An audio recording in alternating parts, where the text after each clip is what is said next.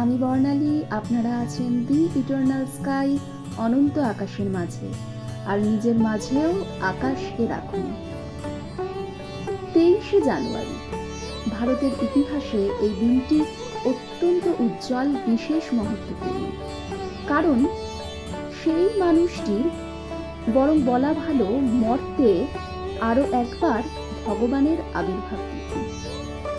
দেশনায়ক নেতাজি সুভাষচন্দ্র বসুর জন্মদিন, যিনি ছিলেন কিনা স্বামী বিবেকানন্দের ভাবশিষ্য মানসপুত্র।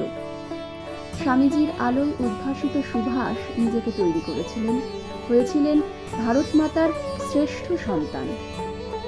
দেশের স্বাধীনতার জন্য, উন্নতির জন্য বলি প্রদত্ত। দেশের স্বাধীনতা সংগ্রামে তুলনা করা হয় নেতাজিকে অর্জুনের ভূমিকায়, যেখানে স্বামীজি ছিলেন শ্রীকৃষ্ণ। অসংখ্য বিপ্লবীর বলিদানের পর সেই নেতাজি সুভাষের হাত ধরেই আজ আমরা স্বাধীন ভারতের নাগরিক। তাই এমন একজন মহানায়ক তো ঈশ্বর তুল্যই, আর গোটা ভারতবাসী যে তার পূজা করবেন, তার জয়গান গাইবেন, সেটাই তো স্বাভাবিক। কিন্তু আজ আপনাদের জানাবো এমনই দুই মন্দিরের কথা। একটি হলো উত্তরপ্রদেশে দেশের প্রথম নেতাজির মন্দির, দেশনায়ককে সম্মান জানাতে সুভাষচন্দ্র বসু নামাঙ্কিত মন্দির। সেখানে ভারত মাতাও পূজিতা হন। আর একটি মন্দির যেখানে নেতাজিকে ঈশ্বরের পাশাপাশি তার বিগ্রহ স্থাপন করে নিয়মিত পূজা করা হয়। জানেন কি সেই মন্দিরটি কোথায় অবস্থিত? এটি অবস্থিত জলপাইগুড়িতে। নেতাজি সুভাষচন্দ্র বসুকে দেবতার আসনে বসিয়ে পূজা করা হয় জলপাইগুড়ির হনুমান মন্দিরে। বছরের 365 দিনই দেশনায়কের পূজা করা হয় এখানে। দীর্ঘ 68 বছর ধরে জলপাইগুড়ির হনুমান মন্দিরে রাম, সীতা, হনুমান, কৃষ্ণ, হরপার্বতীর পাশে নেতাজিও পুজো পান। তবে নির্দিষ্ট একটি দিন নয়, বছরে 365 দিনই পূজিত হন দেশনায়ক। 23শে জানুয়ারি তার জন্মদিন পালন করেন দেশের সকল মানুষ, নেতা মন্ত্রীরা। কিন্তু নিজেদের নেতার প্রতি ভালোবাসাটুকু নিয়ে প্রত্যন্ত এলাকার এই মন্দিরও তার ক্ষুদ্র নিবেদনের অর্ঘ্য প্রদানের জন্য তৈরি থাকে। জলপাইগুড়ি শহরের মাসকলাই বাড়ি এলাকার এই মন্দিরে গত 7 দশক ধরে চলে আসছে এই ধারা।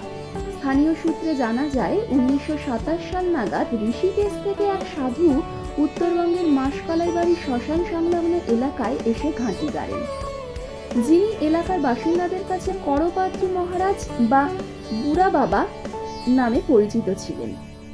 তিনি প্রথমে একটি মন্দির নির্মাণ করেছিলেন, পাশেই থাকতেন তিনি। দিনের বেশিরভাগ সময়ে এই মন্দিরে ধ্যান করতেন। তার হাত ধরে 1953 সালে এই হনুমান মন্দির স্থাপিত হয় এবং তিনি এই মন্দিরে অন্যান্য দেবদেবীর সঙ্গে নেতাজির মর্মর মূর্তি বসিয়ে বছরভর পূজা শুরু করেন। অন্যান্য দেবদেবীর পাশে দেবী মিলে সিমেন্টের পাকাপোক্ত নেতাজি মূর্তিটি স্থাপন করেছিলেন তিনি। সেই থেকে নেতাজি পুজোর রীতি শুরু হয়, যার রেওয়াজ আজও বহাল। মন্দিরের পুরোহিত মারফত জানা যায় এই মন্দিরে সারা বছর অন্যান্য দেবদেবীর মতোই নেতাজিরও পুজো দেওয়া হয়। প্রতিদিন বহু মানুষ এখানে এসে পুজো দেন। নেতাজির জন্মদিনে প্রচুর মানুষ আসেন পুজো দিতে। তো বন্ধুরা, আশা করছি এই মন্দির দুটির কথা জেনে আপনাদের খুব ভালো লাগবে। আসুন আমরাও শুধু এই একটি দিন নয়, প্রতিটি দিন আমাদের মন মন্দিরে পূজা করি নেতাজির।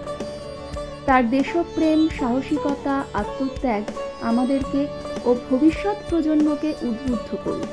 তার প্রতি রইল অনন্ত আকাশের পক্ষ থেকে অনন্ত শ্রদ্ধাঞ্জলি। আসলে ভগবানের কোনো পরিচয় হয় না, তিনি ভগবান, এটাই পরিচয়। ঠিক তেমনি নেতাজির কোনো অন্য পরিচয় নেই। মৃত্যু মানুষের হয়, ভগবানের না। আমাদের নেতাজি তেমনই এক মৃত্যুহীন দেশনায়ক। জয়তু নেতাজি, বন্দে মাতারাম, জয় হিন্দ। নমস্কার।